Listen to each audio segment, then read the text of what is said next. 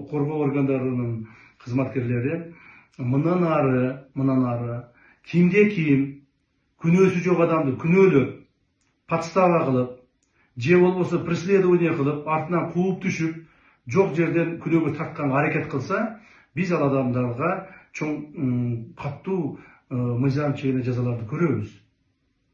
Урматтуу кызматкерлер, сиздердин ошол адамдарды подстава кылып, артынан түшүп, күнөөсү жокторду күнөөлүү кылып алып келген жыйынтыгыңар, результатыңардын бизге кереги жок.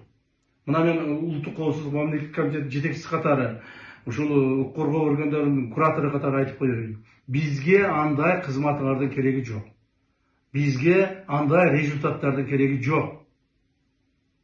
Андан сырткары, мындан мамлекетибиздин таза, адилеттүү болуп өнүгүшүнө ар бириңер салымыңарды кошушуңар керек.